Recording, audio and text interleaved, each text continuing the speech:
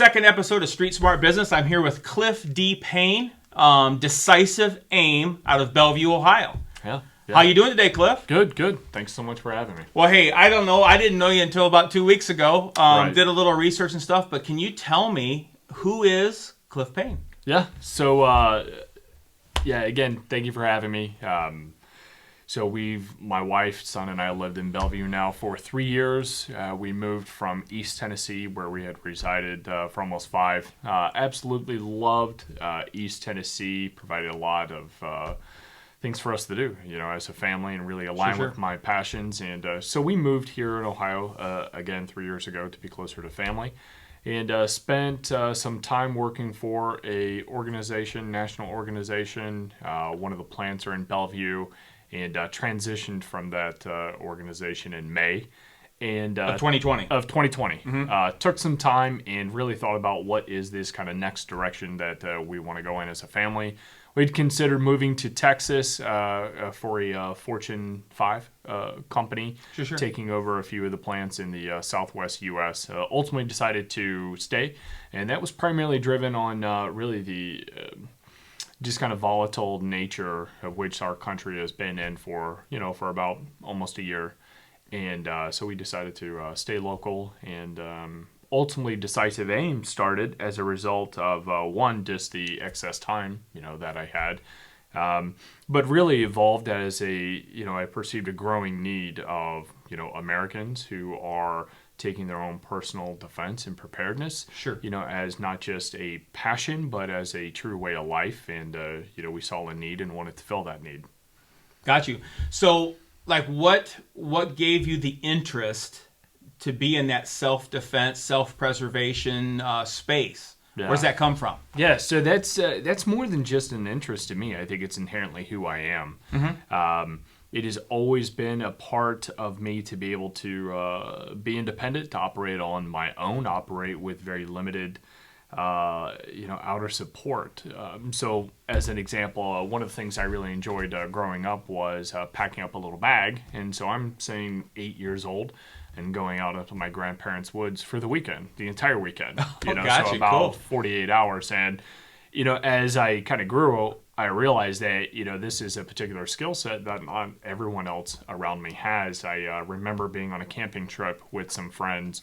And I was probably 10, and we were in Hocking Hills, and we got lost. And easy to do down there. Yeah, for sure. And we were probably lost for a good 4 hours. And ultimately I said, hey, I remember that you flow with the water in the river, and let's flow with the direction. And, so we stepped out, and we eventually found a main road, and we made our way back. But, the respective ages were 7, 9, and 10. And I always reflect on that, just having the ability and the skill set to get myself out of a situation. So, I would say, again, filling the need, but more so than an interest, it's truly a passion and a way of life.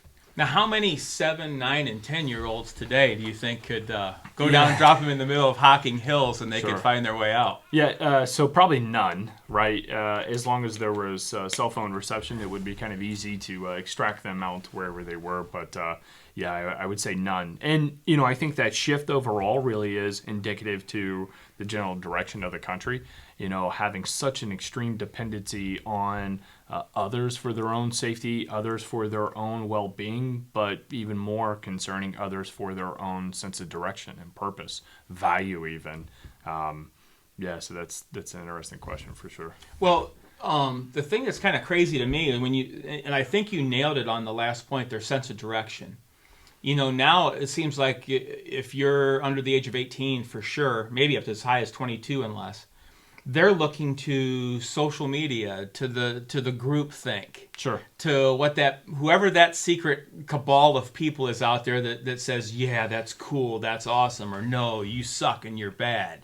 Right. It's like they're driven by that, and every decision they make is based on the immediate feedback they get in that superficial space. Right. So to have something, I don't know, now do you guys do some stuff for the younger kids or the people, I'd say again, that 18 and younger space? Yeah, we absolutely do. So even in my own inner circle, the youth, my son, his friends, the neighbor kids, we provide training. And really curtail some of the training experiences, dependent upon the age and really what we're trying to get to. Where this summer we focused a lot of time on emergency bleeding response, with our little community of younger kids. As well as a buddy carry, in the event that, someone was hurt, you're playing outside, how do you get them to safety? What does safety actually mean? Is it a place, a location, a specific response? So we spend a ton of time with youth and really evolving from there, introducing personal defense, self-defense, weapons training for youth, 15, 16, 17. It's interesting. I was asked this weekend, hey, I have a son who is going to join the Marines, and I really don't want the first time that he's ever had a M4 in his hands to be in qualification. Join the Marines, has never shot a gun. Never shot a rifle. Yeah. Oh my gosh. So the concern was, hey, he's 17, but I can't get him into training anywhere. So we fill that space and that need. For us, we mitigate risk and liability, through proper training, safety orientation, very specific standards, operating procedures, and we're, as a training organization, incredibly hands-on. We're there from the beginning, middle, and the end of the entire process, to include live fire exercises, etc. So we do provide specific training for those that maybe fall outside of the general norms. Right. But back to your point that this self-gratification that we're getting, lending itself to, hey, this is who I am as an identity based upon maybe number of likes. So I just want to comment on that. It's interesting because when I evaluate the culture as a whole and this self-worth, what I try to express through Decisive Aim is your self-worth is your ability to provide for yourself, to defend yourself, and to protect others around you. When you have this sense of, I'm a provider, I'm a protector, this is who I am, that's changes part everything. of my identity, it changes everything. Yep. And you become less dependent then upon this immediate need to have feedback or the number of likes or just even the number of people who may be following you. What's truly important then at that moment is as you step out, of your home or into an environment every day, who are the people following you then?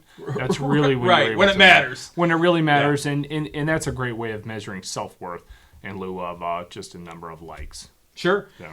Now, where did all your knowledge that you're sharing with everybody, where did it come from? Yeah, it's a really great question. So I guess unpacking a little more about me, I am a constitutionalist is how I would Preach on, brother. There's two of us here. Yeah. And I truly believe that the Constitution was created, drafted, and influenced by the Holy Spirit. So that's my personal conviction.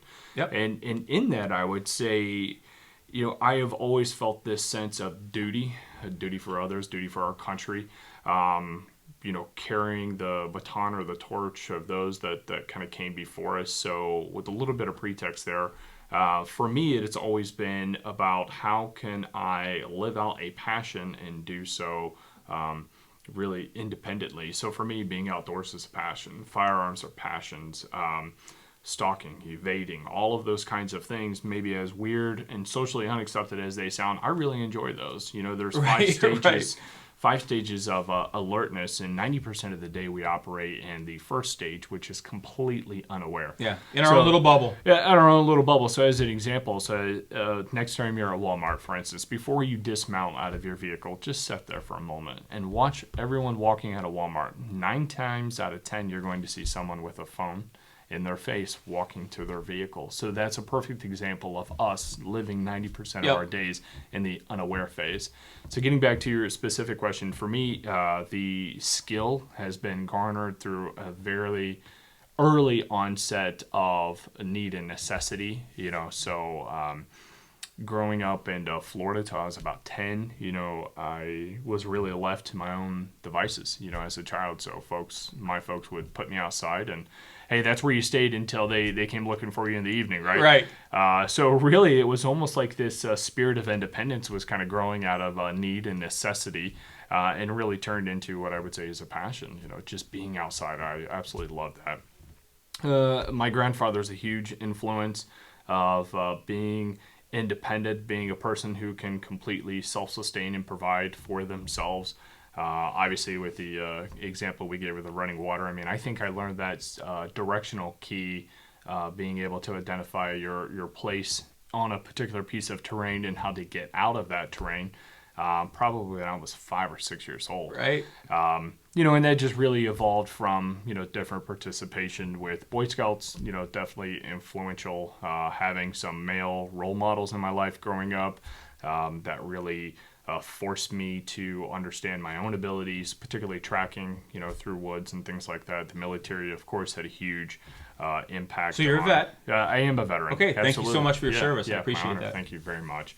And, so those experiences, formal training, that's all been a part of it. But I would say the passion for continued training, I'm always evaluating other people who have a specific niche that they fill in this segment here, particularly with preparedness and training. And I'm always trying to learn, from other people.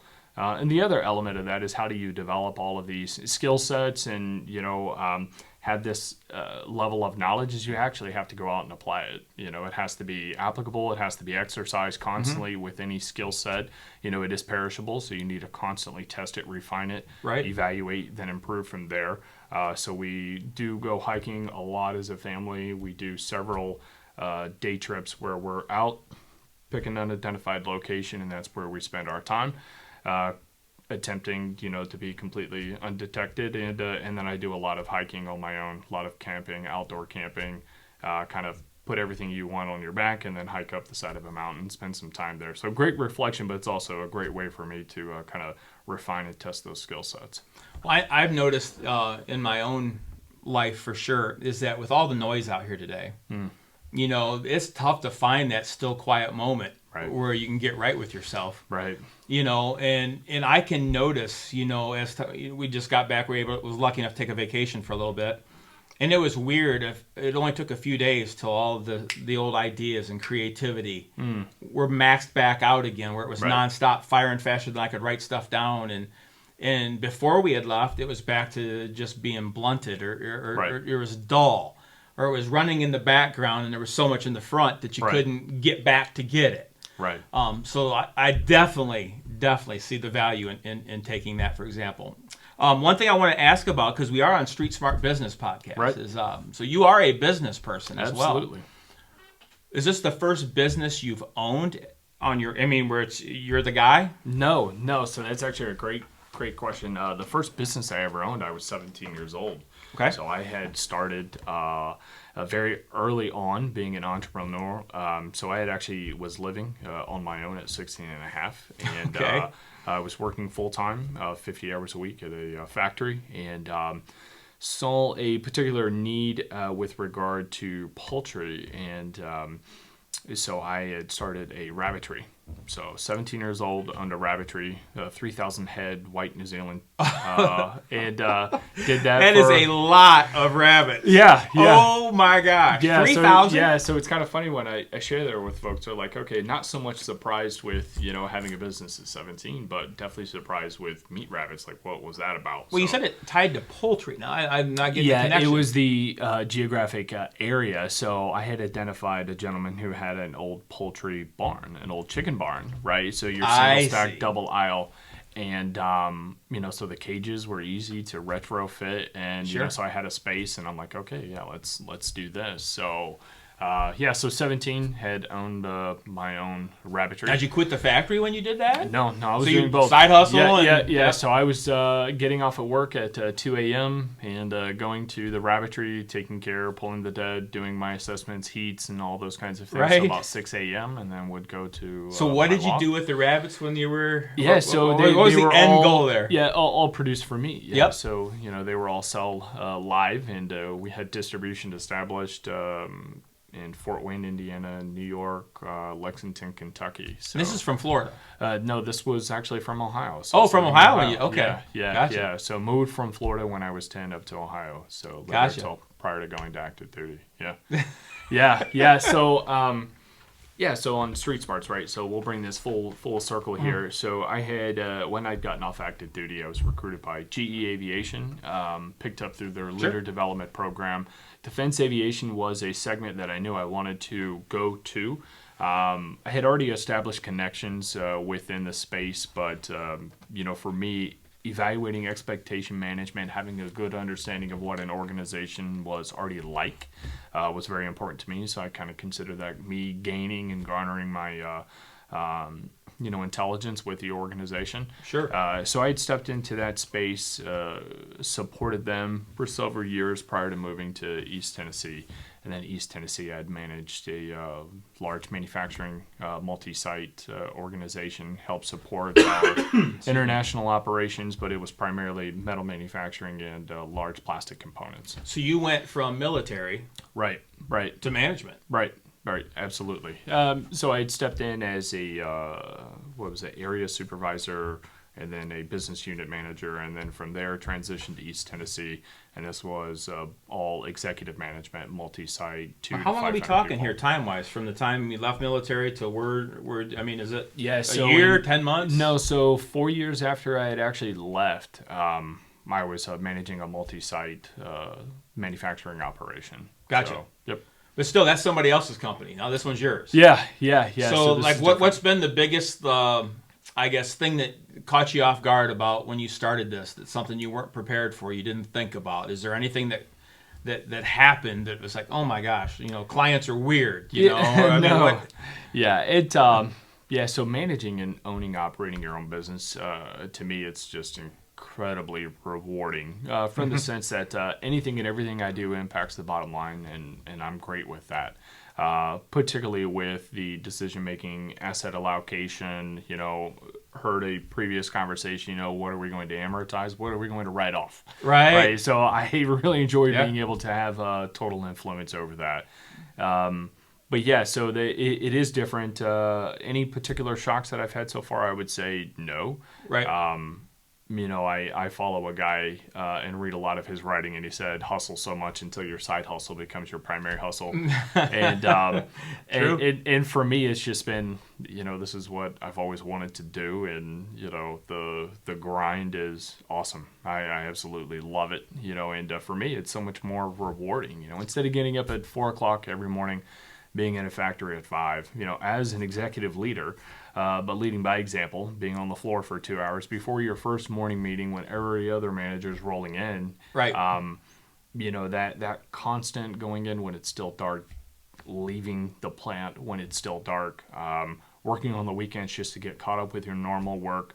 That after so many years of doing it, it just kind of really made even more clear to me that everything that I'm doing needs to be, for my own good, particularly for my own employment. And so Decisive Aim's been a tremendous outlet for that. Now, what is right now? What is your primary business? Right now. So Decisive Aim offers two specific business offerings here. So we have our services side, and then we have our training side. So as an example, on the training side, we offer carry concealed weapons courses. We offer defensive handgun courses, defensive rifle courses, and then we offer a medical and a low light scenario based course. Now, on the services side, we provide your personal property, in-home, out-of-home preparedness assessment. Okay. So, as an example, on the services side, for the in-home services, we'll come onto your property. You won't know it. We will make an aerial assessment of the property, primary entry points, egress points, and then obviously with the homeowner, we go inside the house and we identify, hey, do you have a safe space in the event someone breaks into your home? Where are you going? How are you responding? Do you have a multi-layered contingency plan for external communication? I'm going to say no for most people. Right, for most people. So that's typically about a 12-hour assessment. We roll that up in anywhere between a 15 to 20, 30-page report for the homeowner. And this is all recommendation-based, and we have a primary, secondary, and kind of a tertiary recommendations. And Plan A, B, and C. Yeah, exactly. And then we always like to layer that and associate it with time and cost. So we'll, if I make a recommendation for, hey, your bedroom door is your barricade point into your safe space, that probably shouldn't be a single ply door. You may want to invest in a heavier door, as an example. So I'll provide recommendations such as that. Now, are you guys in the the space yet where you can come in and you can take care of those things for the people, or you have contacts that you refer to them? Or? Yeah, we have contacts that we refer, and because we have a particular client who's asked, okay, you've made these recommendations, who exactly should I turn to? We do have some very soft recommendations as far as the labor and the folks who take care of that. But for the majority of the recommendations, what I'm finding, or at least what's trending, is, I can drop everything into a particular shopping cart, right, and then send that over to the client and say, hey, if you're wanting to fill the immediate need associated with within 72 hours, you need to take care of these high urgent topics. Here's everything already dropped in a cart. Simply log in and go. Nice. For the most part, everything that we're offering is associated with discounts, whether we're an affiliation or a distributor for, it all typically comes with a discount. So what are you seeing? I mean, you've obviously been through quite a few homes now. Right. So we have Joe Lunchbox and Judy Lunchbox, and they live in their $100,000, $125,000 house.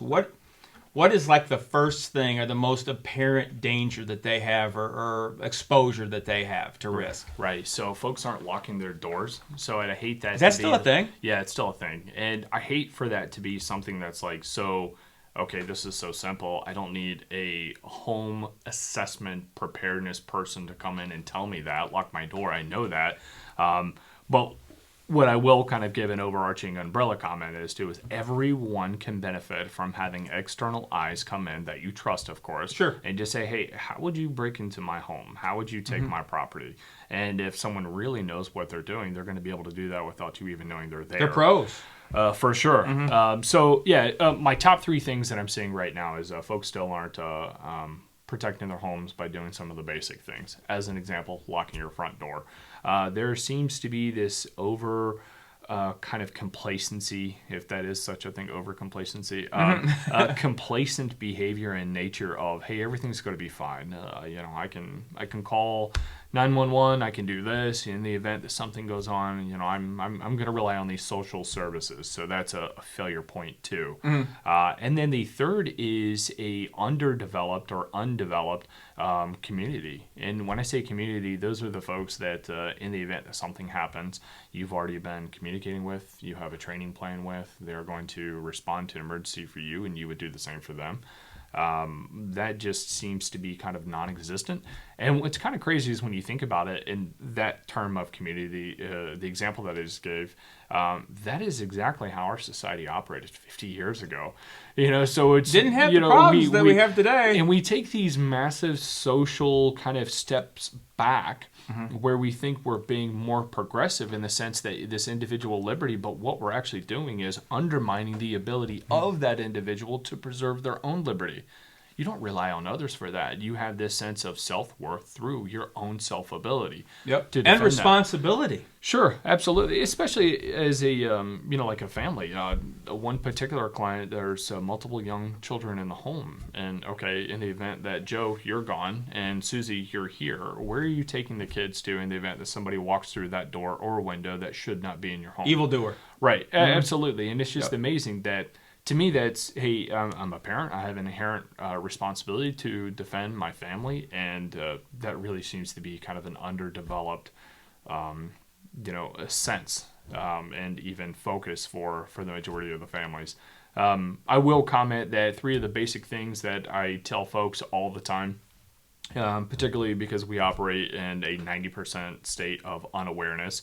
When you get to your vehicle, as you approach your vehicle, let's give the Walmart example again, right? So as you're walking up to your vehicle, it is not cliche. It does not look silly. Look inside of your vehicle first. Make sure you understand what's on the other side of the vehicle. Break up that human life pattern, right? So instead of walking directly up to the driver door, walk all the way around, so from the right side over to the left on the driver door. And as you peer inside, just make sure that nothing's been moved and certainly that no one's in there.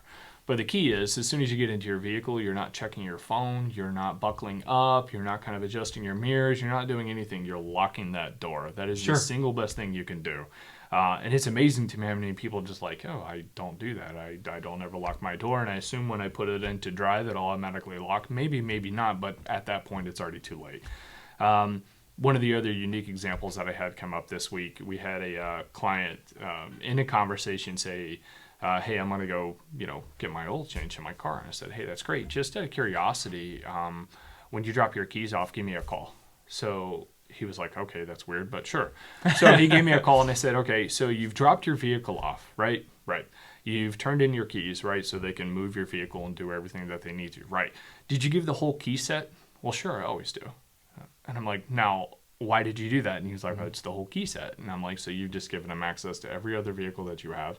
You've given them access and the opportunity to make copies of the keys. And you've given them access not only to your specific address, because you've already given that before, but now they understand exactly where you're going to be. Right. Right. So that was kind of an interesting topic that came up this week on this whole preparedness. What are some of those mindsets that we can enter into heightened state of awareness? So that's a great example there. Awesome. Now, you mentioned, we talked about how we used to take care of each other. And that's the one thing that I think is been, again, put my tinfoil hat on, go run across the yard, screaming and yelling. Right. But, those that aren't constitutionalists or that hate the Constitution and the founding, they've been super successful at playing this long game. Starting in education. Right. And, and just little chinks in the armor. Sure. Incrementalism. Right. Death by 1,000 cuts. Right. Whatever you want to call it. Right. And they've been incrementally moving forward. Well, I think the Corona garbage was the last ultimate trump card. Sure. In the fact that it finally gave them the legal right in their minds to segment us. Right. To keep us apart. Right. Because our strength when we were founded, right, is our unity. Our community, right? How we're together, look out for each other, right? And all of us together are better than one of us, apart, right? So that is a great point. That all of us, we all do have people in our lives. Again, I think that circle of influence has gotten smaller over the last year for sure, but we all have those people we can call. Right. Only one or two. There's not many anymore. But it is good, I think, and you would agree that having contingency plans. What's Plan B? Right. Something happens to you. How are you going to get a hold of me? Something's happened to me. How am I going to get a hold of you? What are we going to do if you do get a hold of me? Right. Am I going to just sit on the phone while you die, or what's going to happen? Right. So it's a unique time, and I think there's been no better time, at least in my life, for a service like yours to be developed, for sure. So it's going to be huge fun to see how this thing grows. Right. Now I want to hop onto the handgun training and carry conceal training real quick with you a little bit. Who should get their CCW? Everyone. Why is that? Everyone. So, all right. So everyone should have their CCW, and for me, I'll answer that in two specific directions, or at least from positions of authority here. So the first being that it's everyone's inherent right to defend themselves. Period. Secondly, I guess part B of that, everyone has a right to defend themselves. Everyone should have the opportunity also to defend themselves. So that should be a guaranteed right. Everyone should be invested in their own self-preservation. Now, wait a minute. Now, you mean the Second Amendment wasn't created for hunting? No. Actually, the Second Amendment was established in order to defend against tyranny. And a government standing alone that is no longer of the people or for the people will try to manipulate the people. And one of the best safeguards you can possibly have is a community or a individual, or commonly referred to as a patriot, who has the ability and the willingness to defend themselves. So everyone should have a carry concealed weapon. Everyone should have a carry concealed permit. With that, you have a higher standard of care, obviously having this concealed weapon, and the training and the mental alertness and attitude, along with a well-developed skill set, is not only important, but it's a demonstration of responsibility, the individual's responsibility to defend themselves. And then the other element of why should everyone have a carry concealed weapon, you see statistically a lower crime rate, you see a lower ability of others seeking to do harm to others when you have a high concentrated area, or at least a visually demonstrated area of those who are going to carry weapons. As an example, I provided training Saturday. This is Monday already. It's crazy. All day Saturday to a church in Bellevue who has said, you know what, we want to have a presence here during our services and folks who are very specifically trained. So I provided a CCW class as well as a de-escalation kind of process introduced to their particular organization. Go that great fit their together. need. Absolutely, it does. But back to the statistic, you remove the stickers off those premises that say do not, carry a firearm here. You're going to be less likely to encroach on that space and certainly carry a weapon into that space knowing that there may be others there. So again, inherent responsibility, inherent right of the individual. It makes us more responsible by having this specific training, that firearm on your person, but also it does something for sure to increase the safety of those in that particular space. Sure.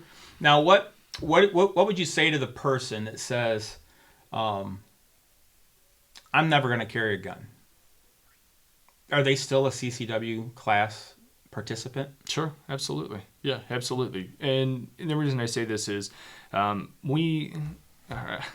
several examples here. We may say, hey, I'm never going to do this. I'm never going to do that. I'm never going to do this. Your example, I am never going to carry a gun. That doesn't mean that you will never be faced with a situation where you have to pick up that handgun, you have to pick up that rifle to defend yourself or defend those others around you.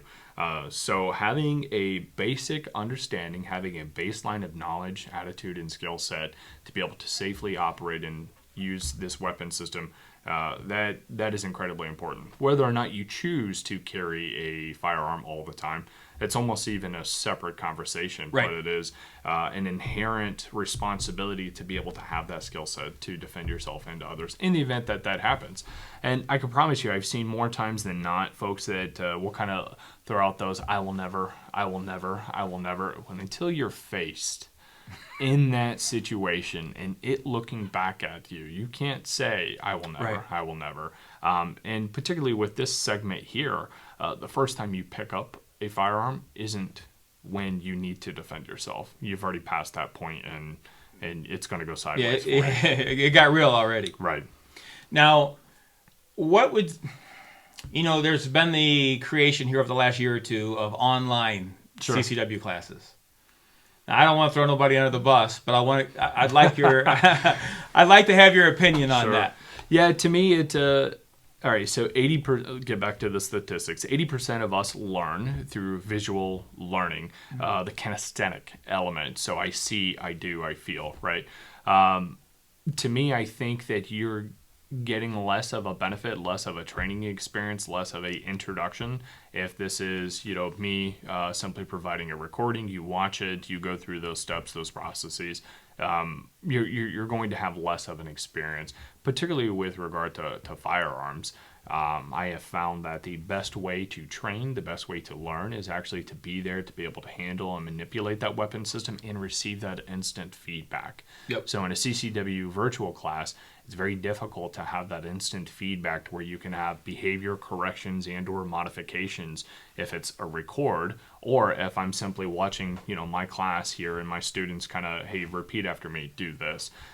You're really not going to get that full benefit of, here's the gravity of the situation. You're going to have a firearm in your person. Here's how you pull from a concealed position. Here's how you maintain your trigger finger. Those are very difficult things to go through in a virtual environment.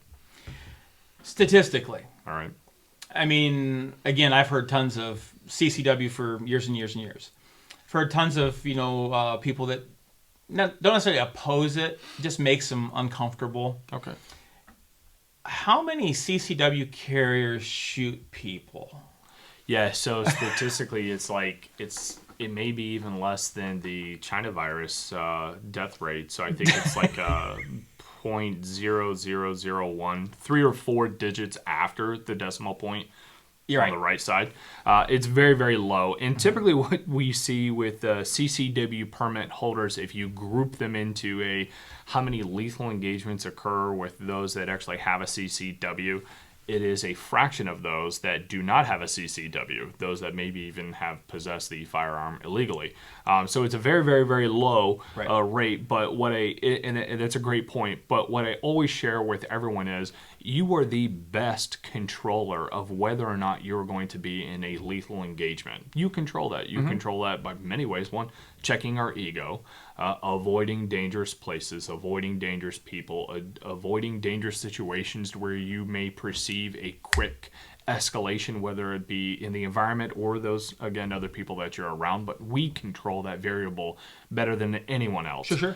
So if we are a CCW permit holder and we carry all the time, we are the ones that really control that statistical probability whether or not we'll actually be in a lethal engagement. Sure. Now, I want to take this back to the business aspect. All right. How many seen active shooter type stuff. We've seen the postal workers. That's always the sad joke that we talk about. Somebody's going to go postal. Postal, right. What does your on-site service, do you also go into businesses and do that same type of preparedness or risk assessment for them as well? Sure. Yeah, absolutely. We've provided several risk assessments and we provide non-lethal recommendations.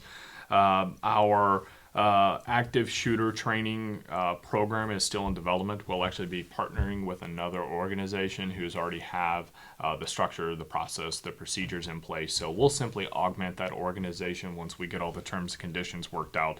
But it will be services provided by Decisive Aim. And we see that as a growing segment of focus. One of the reasons I left my prior organization is I said, hey, look, this is a need. We have an inherent responsibility as management staff to defend those around us. And it was really just kind of laughed at.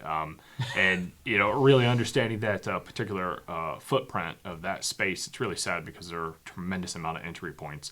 But moving on, beside that, it really is a service that I see growing very rapidly. And also, one of the other reasons why it's going to grow rapidly is there's tax incentives, there's insurance premium reduction potential. Sure. And we see all these kind of positive things that, hey, go do this just to reduce your risk. So I see that as a growing segment within our services. I understand. What's your thoughts of employees having concealed carries and actively carrying in your business? Right. So there are risk mitigation elements of really anything we do to lower the chance of an active shooter scenario. And in this risk mitigation, I think what's important to understand is what kind of policy procedure can be developed. So if we're using the example of an organization who has employees who are the designated CCW participants within a particular process. Why don't you explain that, what you just said, designated? All right. I want to understand that. Yeah, so a designated CCW permit holder, and some of the organizations that we're involved with, there are those who are identified by a very small segment of the management team, who then have a particular skill set. Maybe they already have their CCW. Most of the time I've seen these are all guys that were former military, had a tremendous amount of weapons training, and then the organization then pays for some advanced training. Either send them to 6-Hour Academy or maybe even something local. But those that are designated to carry the CCW know their counterparts, peers, cohorts understand or know rather that they are carrying. Understand. And you do that to eliminate the potential risk of hassle, right? And folks that, hey, Chris, you're the guy carrying the gun today, so you really wanted to eliminate those that may be acutely even aware of those that are designated. And those that are designated, they have a specific policy and procedure that is mandated by the organization that you rehearse in order to respond to a threat. Now, organizations who do have those particular policies, I think it's absolutely fantastic. I think it's responsible of those organizations. And again, there are tremendous training opportunities for organizations like Decisive Aim to come in and provide assessments, awareness, reduce risk, through policy and procedure training. And then again, there's the financial benefits of a potential lower risk or lower premiums. But again, I think if we're all inherently wanting to do the right thing, as an employer, as any organization, it's important to provide protection for those that walk through our doors every day. Well, the thing too is, you figure the situation we put them in. We're locking, we're making them fish in a barrel, so to speak. Right. We're locking them into a certain environment, and usually if they're focused on doing their job, especially in the manufacturing industry, they're focused running whatever. Right. It could be over before they even knew it happened. Right. And then I can definitely see not having everybody know, because there's people out there would say he's got the gun. Right. Right. Absolutely. Over there, that guy, he's got the gun. Yeah. For sure. Yeah, absolutely. Yeah, and for me, I think that the organizations that focus on their culture, those that truly focus on their values and what they're about, at some point your value alignment comes into, hey, I appreciate those that I employ or those that are around me. And the best way to show that you have an appreciation for someone else is being willing to defend them, and having, again, as an employer, the policy and procedure in place for those, again, designated or otherwise, that are going to carry a firearm in order to prevent, or at least appropriately and rapidly respond to a threat. Sure. So what's next for Decisive Aim? We're still relatively young in the business cycle yet. We're still, laying that foundational, getting our first initial set of clients, building that structure. Do you have you built your team yet? Are we working on marketing and scaling? Where are we at in that structure? Yeah, so really all the above. So to answer more specifically, we do have designated personnel that we're putting through a training pipeline now that are going to... You're training them, or are you having a third party? We are training them. Understand. That are going to be able to represent the business, execute our particular curriculum, and those that are going to, well represent the organization, what it is about. So we have folks that are in that development training and pipeline there to represent us in Tennessee and Utah, as well as Ohio. Those really are the areas that we're having a strong gravitation towards. The growth that I see for Decisive Aim is really going to be more so on the services side. I believe that the active shooter response training, the de-escalation of threats through churches even seems to really be taking off. And then the preparedness service branch of what we provide: in-home assessment, out-of-home assessment, personal protection of the family, emergency response, food storage preparations. I have several clients that we work with every day that say, okay, I want to start with body armor. I want to be able to have 3 months of provisions for my family, and in the event that I have to leave my home, I want you to help me develop where my plan B location is going to be. So that's a segment I see growing even more. And then the community aspect of our business and what we provide. Community in the sense of, hey, identify who your community is, have your contingency plans, and you spoke about the telecommunication, what is the primary alternate contingency in emergency? Sure. In the event that all the power and the infrastructure is completely cut, how do I get to you? So I see that being a huge element of our services side growth. Now, how are you marketing? Now, how are you getting new clients in the door? Yeah, so what we've seen as far as client attainment is those that we're bringing into the training through the 101. So this is through the courses, defensive handgun, rifle, CCW.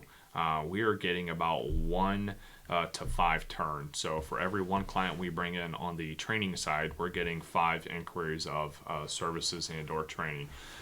So really, it's just been referrals. Yeah, referrals is really how the clientele has continued to grow. It's just through referrals.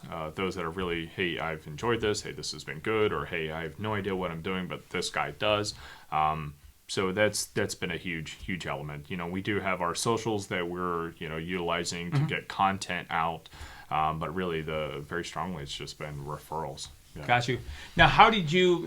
I guess the number one complaint about every employer that we talk to is employees. Sure. Or partners. Right. Here they're partners or team members. We don't have employees here. Okay. But what is your methodology to finding somebody, or how do you find and know that you've got the right person? Yeah, that's really a fantastic question. So to me, it's all based on trust.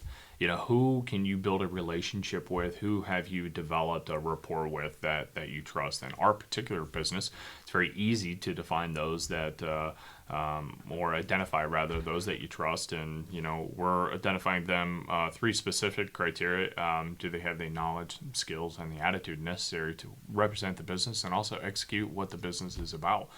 Preservation of life. Sure. So to me, when you look at employees or partners, or one of the terms I used for many years is the value adders, right? So Sure. I always like to use that, because those that truly do put their hands on the product, they're adding value to the product. As a management or an executive, I never added value to the product. I was simply overhead. Right.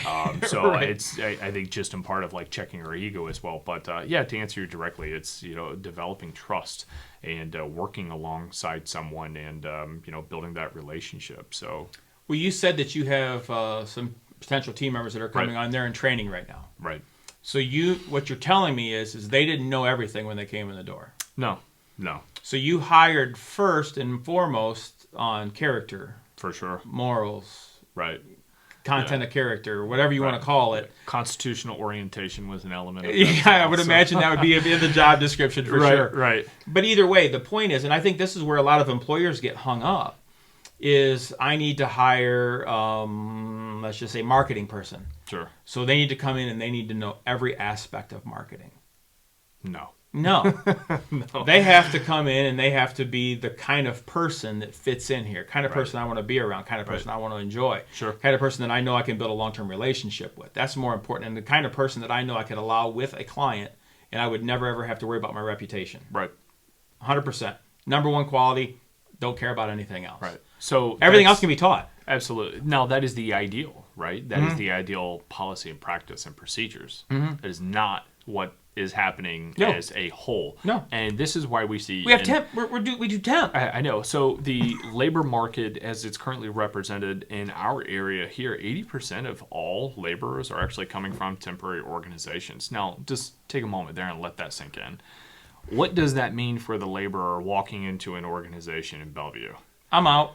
2 weeks, I'm out. I'm out. Month, I'm and out. I'm not valued. I'm never going to be part of the culture. I'll never be afforded the opportunity to assimilate into the culture. And quite frankly, I'm simply I'm just a number on a You're a spreadsheet, desk. right? You're a chair. Right. You're the machine in the corner. Yeah, and when we start to look at retention rates and the turn, right? So it is a evil cyclical process of this constant evolving door, and this is even creeping into management, mid-level management, because when you do not value the person and you hire the person, then the particular need for the business, I mean, you'll have this constant turn all the time. But what you described previously, focusing on the character, the content, focusing on the person first, and then, the cultural assimilation, right? That's absolutely the appropriate way to do it. And you'll see longevity through that for sure. But It's just like if you own rental property. Sure. Again, everybody has had rental property, learned the hard way that you're better off to let it sit empty right. than to put the wrong person in. Right.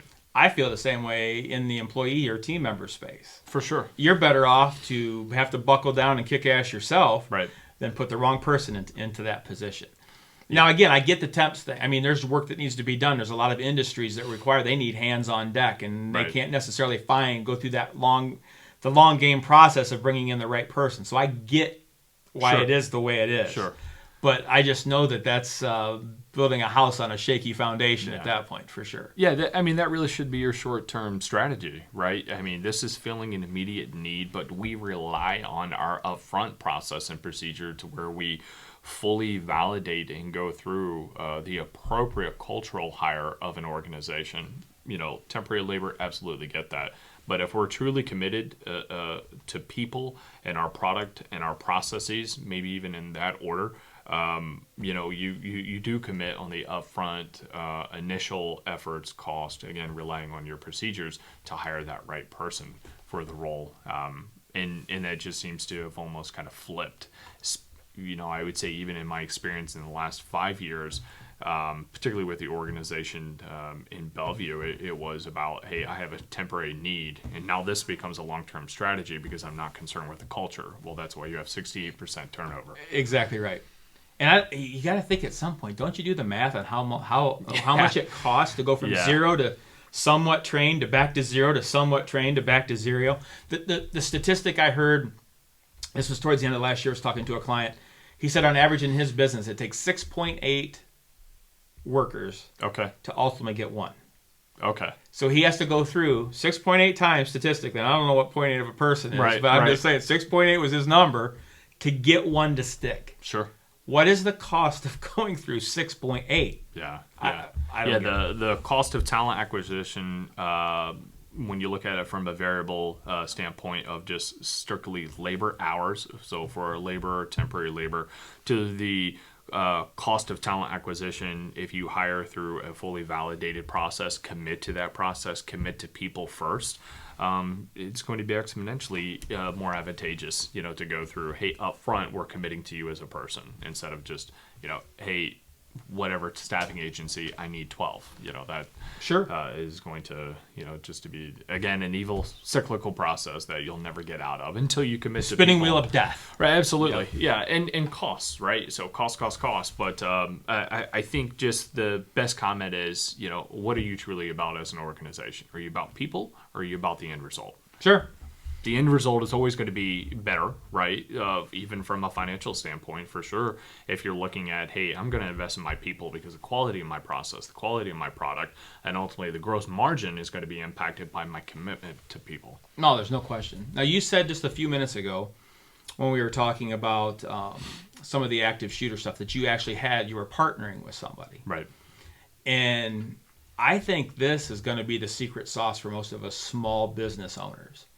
As small business owners, we're in a situation where we do it all ourselves. Right. I'm cook, bottle washer, right. order taker. I do my own taxes. I do everything myself. Right. I think the future, where most of us are having a tough time bringing in those key team members. Right. I think we're going to see in our space a blow up. I think it's already starting to happen, of partnerships, strategic partnerships with other small, like-minded business owners like ourselves, that know that, hey, I can't do it. I can't find somebody. It's not my wheelhouse to find this person.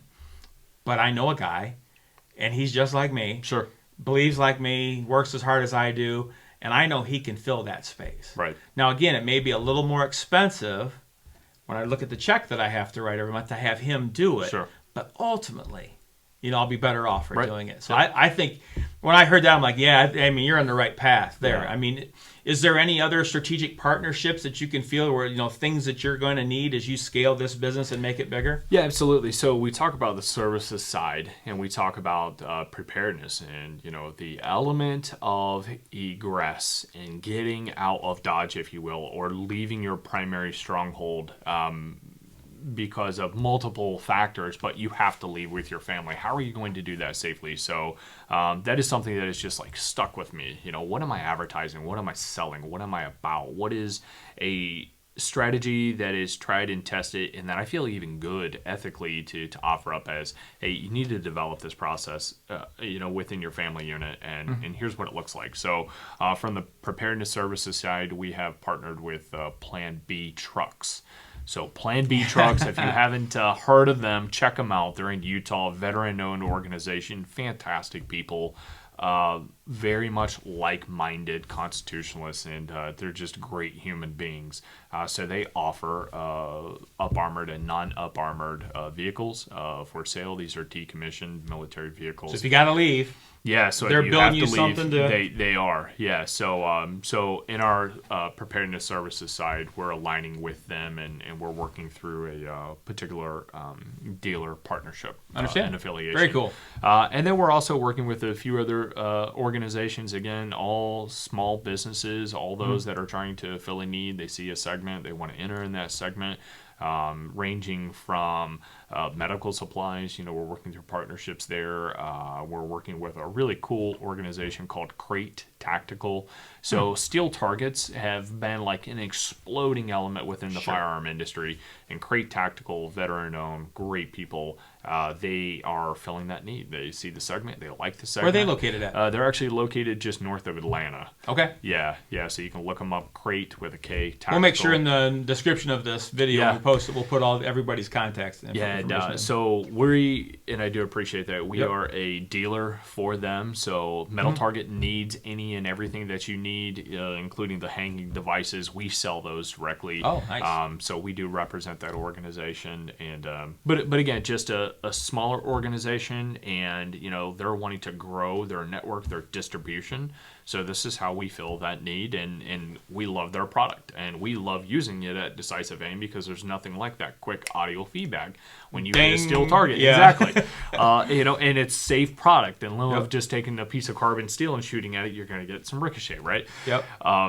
Yeah, so that's a fantastic point that you bring up, and I really do like that. So we're partnering with several folks just around. We're actually working through an opportunity now with a guy actually at Norwalk who wants to take all of Decisive Aim's brass, reload, and then we sell and or buy this product. So we're all about understanding Very cool. our niche, understanding where we fall within the segment, and then working with others around us. Yeah, there's a business consultant out there that I've read everything that comes out. His name is Dan Sullivan. His business is called Strategic Coach. And his most recent book that he spit out was called Who, Not How. Okay. And it was all aimed at us, supposedly independent business owners that have to do everything.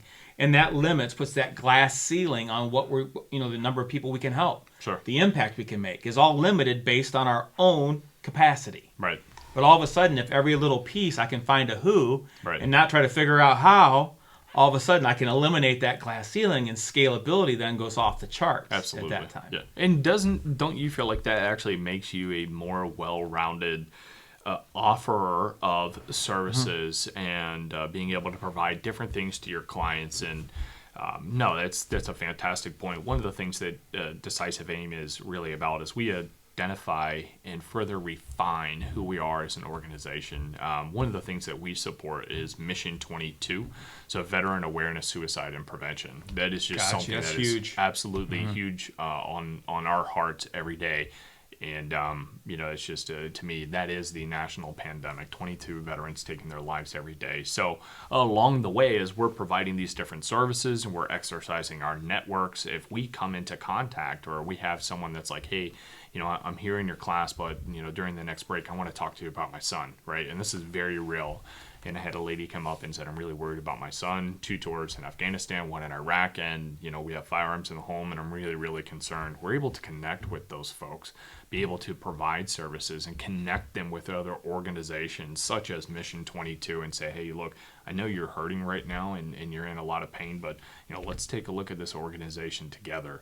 And so that's what I love being able to provide. And again, getting back to this kind of small business owner, I mean, you have the latitude to go and do that. I can't advocate inside of a 4-wall factory as a ops Nobody manager, cares. right, or even plant manager.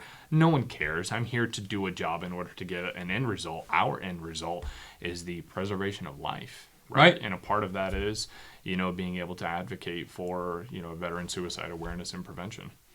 Well, I want to start wrapping up. I have a couple questions that I want to get to. Yeah. I think this will be fun. I'm going to enjoy this thing. I'm going to enjoy the heck out of this. All right. So I'm going to ask this. This question is going to have a couple questions that attach to it. I'm going to ask the first one first. How has the corona affected you? Yeah, so the corona has affected me by further convicting me in my core values, my independence, my reservation and hesitation to simply accept at face value anything that is published, anything that is said. Coronavirus has affected me and my family in a sense that there is nothing more important than that family unit, my family unit, and my ability to support and defend that family unit has never been more on the forefront of what we're about and what we are doing as a family. So I would say that it has actually done the opposite of what the coronavirus was designed to do, and it is further aligning my family It is unifying us in who we are and our faith and how we operate as a cohesive unit. And it has also pushed us positively in the direction of, further growing our community, this response community. So I like to take the positives out of every negative, but what the coronavirus was designed to do was to rely on centralized government, and for central government to be able to, from a legal standpoint, take control over everything. It's had the opposite for me and my family. We are incredibly decentralized, and we are totally focused on each other. So, man, it sounds to me like you weren't scared. Or it doesn't sound like you sat inside your house, just your family, with your mask on. Yeah, no, we've not done that. That's not who we are. It's not the American way. We live in a country that is so blessed and is so rich in resources and its people, that to simply accept, again, at face value, what's being shoved down our throats that's un-American. That's unpatriotic. We're going to do what is necessary to defend our family and to support our family. And a part of that is, being aware enough to make well-informed decisions for ourselves and not simply toe the line and do as, we're being told. So, well, we're blessed in Ohio. Sure. We have a multi-degree MD as a governor. Somebody that has medical experience beyond, pretty much any surgeon on the planet. So, a virologist, this guy here has, lived his life saving lives. Does he know me? Does he know what's best for my family? Right? Right. Yeah, and I see where you're going with that for sure. So, what I communicate to others in my family, my inner circle, are, there is guidance, and guidance isn't always good or it's bad, right? You have to make that decision for yourself. This is suggestion. Yeah, it simply is a suggestion, and when it becomes to, or when it gets to a point to where it's actually infringing on my ability to provide for my family, protect my family, that's when I think every American should just, even Ohioan, right, just take a step back and say, okay, am I going to just accept wholesale this feedback, this edict, right? So this magical 10 p.m. is the witching hour of which everyone needs to be back in their homes, and for what purpose, right? I think that we would do ourselves a benefit as a nation if we start asking, what is the specific benefit for me, and what is not? So what is it actually taking away from, right? So you'd brought up one point, and I know you have a few more questions, but I do just want to touch on. No, go ahead. There is a specific reason why some of these entities and locations are being taken away of us Americans to be able to gather at. So, your church and your taverns, right? Just as this Community. old word, your community. And it's done so that the government can be more centralized and they could take away this kind of discretionary decision making that we love as Americans and that we exercise in a more decentralized type of community and organization. So when you start to remove the ability to assemble, share, communicate, provide resources, and exercise your communal rights, this community that we referred to, essentially what you're doing is you're removing the ability to gather, to grow, to train, to be able to come together and really support one another. So this is the best way to divide a group of people, is to separate them. Yeah. The thing that's frustrating to me is that it seems so obvious. Yeah. It seems like any commonsensical, just any average person would look at the overall situation, no matter their political affiliation or what their beliefs are, and say, you know what, something just doesn't smell right here. Right. Yeah. But boy, the time frame from when they said they wanted to start shutting stuff down to compliance, right, was like a second. Yeah. So whatever happened if we had some other country's boots on our ground? Right. That's the part that really was, I kind of always, as somebody that believes the way we always think it's probably bad like that. Right. This was demonstrated in live 3D, cameras everywhere. Nobody's even hiding it. Right. This is what I believe. Yeah. Yikes. Yeah. So again, back to that cementing point of this is the perfect time to be in your business. Now, whether you're just lucky Whether Yeah. you're good, time will tell us that. We're all gonna get to watch and find out. Sure. But it's masterful at this point that this is the business that you're in, and the need out here has never been greater. Right. For sure. Now, so where do we go from here with Corona? What's going to happen? Put your prognosticator hat on. Right. What happens going forward? Yeah, so I think we're going to go in one of two directions. And when I say we, I am speaking on a national level. I think as a society, as an American culture, I think we're going to go in one of two directions. We're going to be accepting, so option A, if you will, not a priority, but option A. I think we're going to become more conditioned to receiving, exercising, and complying with every single directive that comes at a national level. And I think the cultural acceptance of that is going to grow. So there's one direction. Or we can all just take a nice little tactical pause and understand that if united, we are always stronger as a whole than the sum of our parts, right? And I think that the country can go in a completely opposite direction to where we say, hey, you know what, we are going to make decisions that are best for our communities. We're going to make decisions that are best for our states, for our family units, and we're going to do so in the autonomy that is guaranteed and protected under the Bill of Rights and the Constitution. So I think, either A, compliance, submission, and direction B is, hey, we're going to fall back onto some of our founding principles, and we're going to really exercise those liberties. So to me, I think it's in one of two directions, through submission or through liberty. I think you're right, for sure. And then, the thing that kind of cements your point a little bit is that, with all the writing that was going on with that whole nonsense, coincidentally at the same, it's kind of weird how that works. Yeah. Coincidence. Yeah, for sure. It's just a one-off. Yep.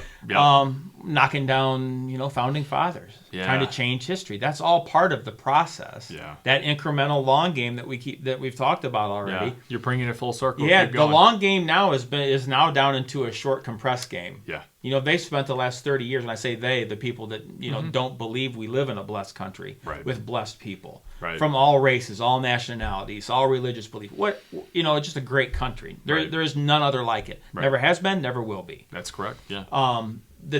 There's people that don't believe that, and for some reason, want to do harm to it. Yeah. And it just seems like, man, we've always known they've existed. There's been some that have been out in front of the camera before. Right. There's no effort to hide now. Yeah. You can see that, if one thing that this last election did, it definitely freaked out the extremists so bad, they just pulled the veil back and are going to war over it. Yeah, there are fringe elements of our society on both sides, right? Yeah. So call far left, Yep. far right. And yeah, to your point, the election, particularly this virus, right, designed virus, has completely exposed both elements of the fringe, ends of the society here. We have been completely galvanized by the bastardization of the previous election. Yep. And I think furthering your point, what that's done is really kind of put out on the forefront of what direction are we going? Are we truly going to go and undo history, rewrite history?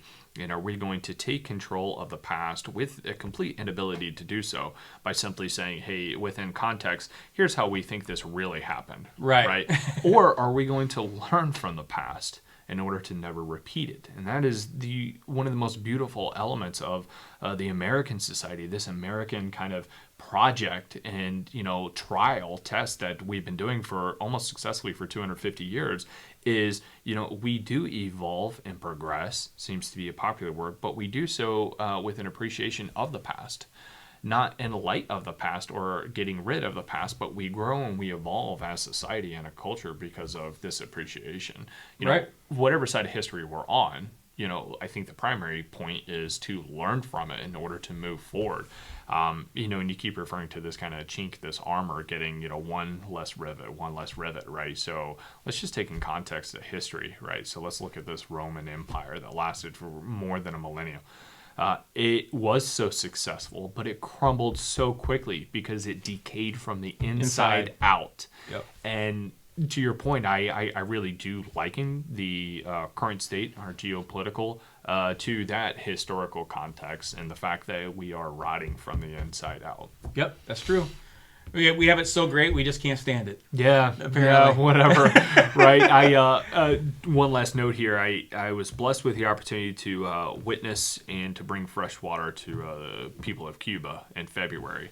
And I was on the last inbound flight into the United States before Atlanta Airport shut off in February. No kidding. But the appreciation that I have, one of the appreciations is the experience. There were some folks there on that mission that were what I would say on the French left, right? And having seen the poverty, the governmental control, failed communism, failed socialism, failed social classes, having seen that firsthand, them, and now coming over and me staying in contact with them, it is amazing how far right these folks have ran in such a short Right. amount of time. And to your point, I think that some folks are just so unhappy with America, this freedoms and these liberties that we have because they've never experienced anything else. And it's easy to become complacent and even judgmental of something that's always been right there in front of you. But if you're forced to defend it, or even if you just simply want to take a quick history lesson, you'll have a greater appreciation for what this government, or probably this American experiment, has been. Sure. I just keep telling myself every day that, we've watched examples even during our lives. And again, we've only got me 52 years. We have even that short section that freedom always wins. Right. Doesn't mean that there's going to be pain. It won't be pains, suffering and torture all during that time. But freedom always wins. Right. Ultimately, you can't give somebody freedom and then take it back. Right. You can try. Right. And it could get ugly. Yeah. But in the end, freedom always wins. For sure. And that's where I keep my hope, at least. Yeah. Well, I want to take a second and give appreciation for what you're doing.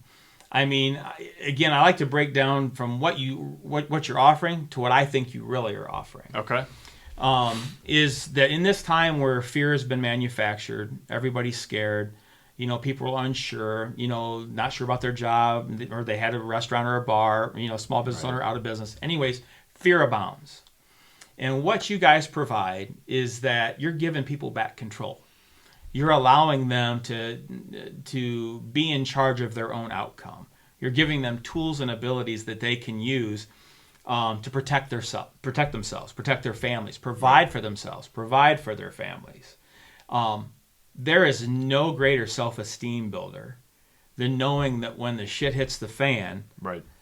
I got this. Sure.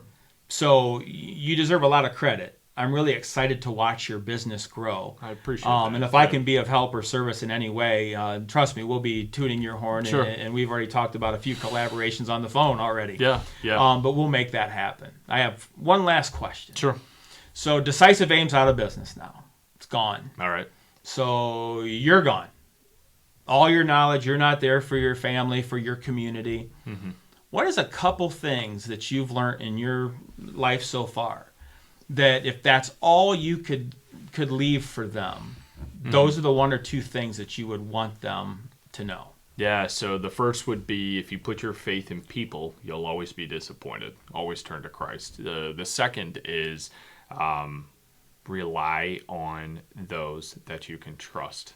Define trust however you must, but rely on those that you can trust. And then really surround yourself with people who are willing to give the full measure of their own life. And that is how you value a relationship. Right. Which is totally opposed to today's beliefs. Sure. I'm supposed to give my life for you, but you're too high and mighty or whatever. Sure. You don't get to do it that way. Yeah. Well, I have appreciated our time together greatly. We're going to make sure that Decisive Aim is totally blown out on the social medias when we're done with this. Yeah. We'll give all your contact information. We'll put in the description of the video when it's posted.